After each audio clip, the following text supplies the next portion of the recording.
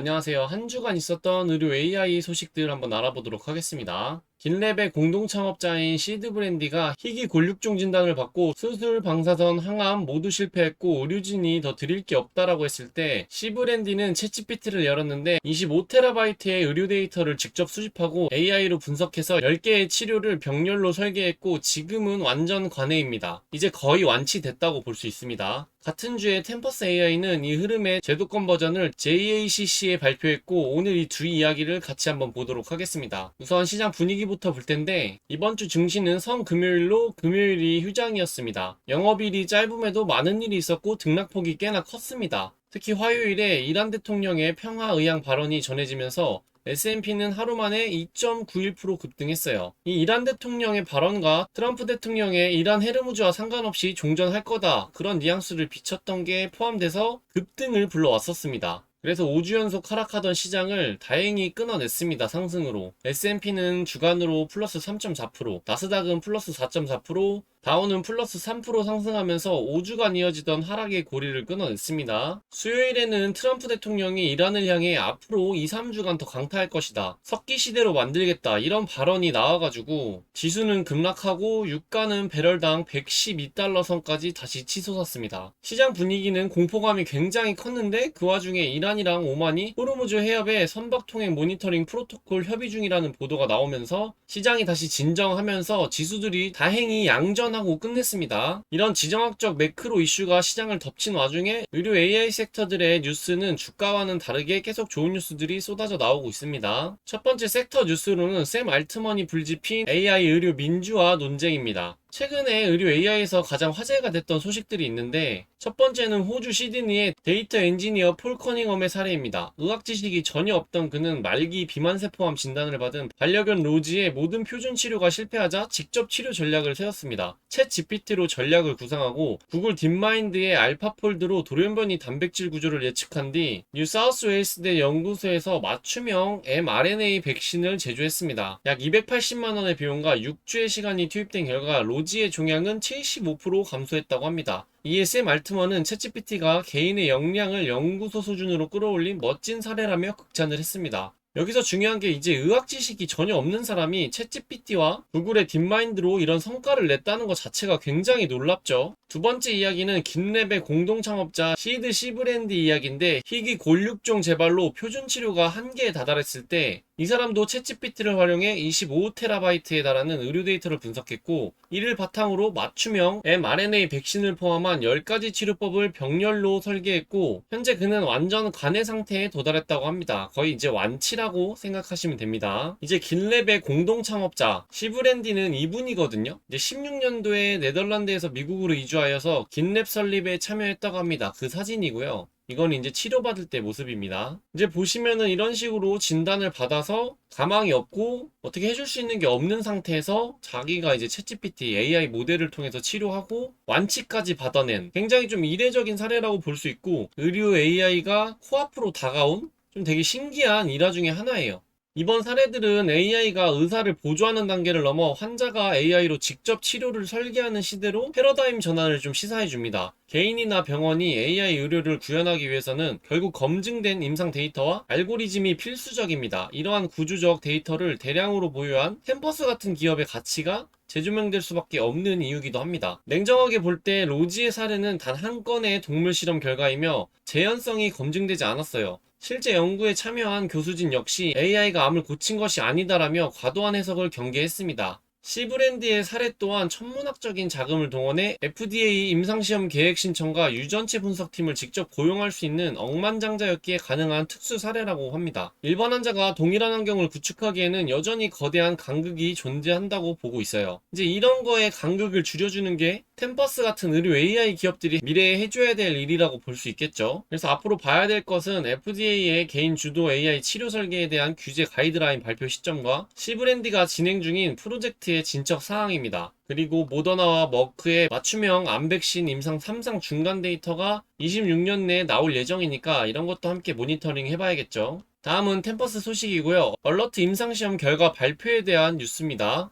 AI 알림 하나로 심장 판막 시술이 40% 늘었다고 합니다. 얼러트 임상 결과가 4월 1일 미국 심장학회 ACC 75주년 연례 학술대회에서 발표됐고, 동시에 심장학 권위지인 JACC에 정식 게재되었다고 해요. 대동맥 협착증이나 승모판 역류 같은 심장팍막 질환은 방치 시 2년 내 사망률이 50%에 달할 만큼 치명적이지만, 현재 환자의 절반 이상이 제때 시술받지 못하고 있다고 합니다. 이는 의료진이 적절한 치료 시점을 포착하는 데 한계가 있기 때문인데, 템퍼스의 템퍼스 넥스 플랫폼이 이 문제를 해결하는 핵심 도구로 투입되었다고 합니다. 해당 플랫폼은 AI로 심초음파 결과를 분석해 즉각적인 치료가 필요한 환자를 탐지하고, 담당 의사의 전자의무기록 수신함으로 자동 알림을 보낸다고 합니다. 특히 특정 의료기기에 종속되지 않는 기기 중립적 설계를 통해 범용성을 확보했다는 게 특징이고, 700명 이상의 임상의와 2000건 이상의 심초음파 데이터를 포함한 역대 최대 규모의 임상 결과, AI 알림 그룹의 심장판막 시술 비율은 13.4%로 대조군 9.6% 대비 상대적으로 40% 증가했다고 합니다. 또한 다학제 심장팀 방문율은 역시 27% 상승하며 통계적 유의성을 입증했다고 합니다. 템퍼스 입장에서는 종양학을 넘어 심장학 분야에서 첫 번째 임상 검증을 마쳤다는 점에 큰 의미가 있고, 특히 무작위 배정 임상을 통해 실제 환자의 치료 결과를 개선할 수 있음을 JACC 수준에서 증명해냈고, 이는 제도권 내에서의 임상 데이터 확보와 학술적 검증, 그리고 EHR 통합이라는 3박자를 갖춘 제도적 AI 의료의 모범 사례로 평가받습니다. 이 JACC 수준이 굉장히 높은 수준이라고 보시면 됩니다. 다만 현재 단계에서 직접적인 수익수에는 시술기기를 판매하는 메드트로닉이 가져가며, 템퍼스는 플랫폼의 유효성을 검증한 단계에 있습니다. 향후 템퍼스 넥스가 CMS 미국 의료보험청 급여를 받기 위한 추가 승인 과정이 실제 수익화의 관건이 될 것으로 보여집니다. 리스크로는 템퍼스 넥스의 CMS,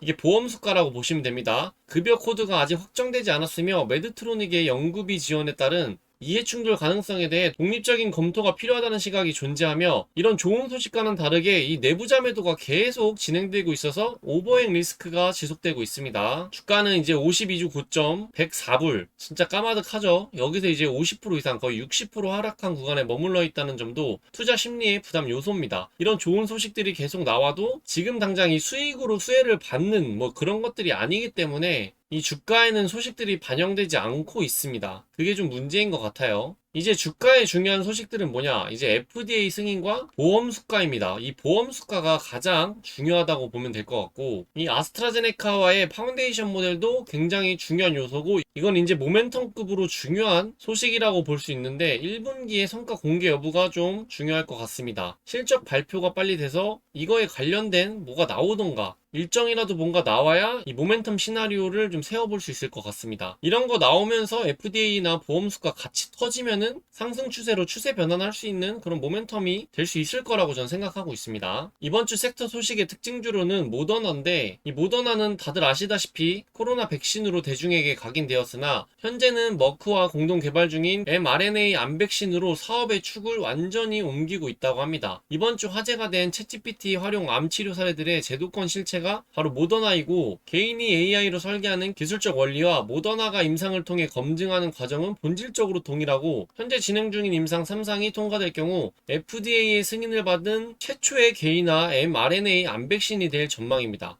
이게 통과돼서 나온다면은 의료 AI 섹터에 전체에 좋은 소식이라고 볼 수 있을 것 같습니다. 핵심 지표인 임상의 5년 추적 결과에 따르면, 백신과 키투르다 병용요법은 키투르다 단독요법 대비 재발 또는 사망 위험을 49% 감소시켰다고 합니다. 3년차 데이터가 5년까지 유지되었다는 점은 T세포가 암세포를 지속적으로 기억하고 공격하고 있음을 시사하는 고무적인 결과입니다. 현재 임상 3상은 환자 등록을 마쳤으며 26년 내 중간 데이터 발표가 예고되어 있습니다. 다만 피부 평평세포암 관련 임상 2상은 중단되는 등 모든 암 중에 적용되는 만능 플랫폼이 아니라는 점은 유의해야 합니다. 샘 알트먼이 점화시킨 AI 플러스 mRNA 내러티브의 가장 강력한 실무자가 모더나이고, 종양 시퀀싱부터 네오왕원 예측 백신 설계로 이어지는 프로세스는 모더나가 수조 원을 벌어들여 제도권에서 검증하고 있는 영역입니다. 특히 모더나의 개인화 치료가 확산될수록 환자별 유전체 데이터 분석 인프라를 갖춘 이런 템퍼스 데이터 기업의 중요성도 함께 부각될 것으로 보여집니다. 리스크로는 특정 적응증에서의 임상 중단은 플랫폼 확장성의 한계를 보여줍니다. 또한 FDA 백신 수장의 퇴임과 행정부의 예산 삭감 리스크, 그리고 환자당 수억 원에 달하는 높은 제조 비용에 따른 보험 적용 여부 등이 상업화의 걸림돌로 작용할 수 있습니다. 25년 기준 여전히 28억 달러의 순손실을 기록 중이며 28년을 수익화 목표로 잡고 있다는 점도 긴 호흡이 필요한 부분입니다. 안 그래도 지금 27년 예산안 보니까 의료 관련된 예산이 많이 삭감돼 있더라고요. 애초에 이 의료 섹터는 투자든 기업이든 임상이든 뭐든 간에 긴 호흡으로 바라봐야 되는 섹터이긴 합니다. 그게 좀 특징이에요. 근데 또 그 긴 호흡 모멘텀 받아서 이제 올라갈 때는 좀 엄청나게 큰 상승으로 올라가는 특징이 있습니다. 모니터링 해봐야 될 것은 26년에 발표될 흑색종의 임상 3상 중간 데이터, FDA 신임 백신 수장 인선, 그리고 4월 30일로 예정된 1분기 실적 발표 결과에 주목해봐야 될 것 같습니다. 이번 주는 섹터와 종목의 뉴스들이 제한적이어서 투자 인사이트만 보고 마무리해보도록 하겠습니다. 이번 주 의료 AI 섹터를 관통하는 핵심 키워드는 개인화였습니다. 챗GPT로 반려견의 암 치료를 설계한 폴 커닝엄, 25TB의 데이터를 분석해 스스로 치료법을 찾아낸 C브랜디의 사례는 AI 의료의 야생 버전을 보여주었고, 이는 규제 밖에서 단 한 명의 사례로 증명된 빠르고 파격적인 방식입니다.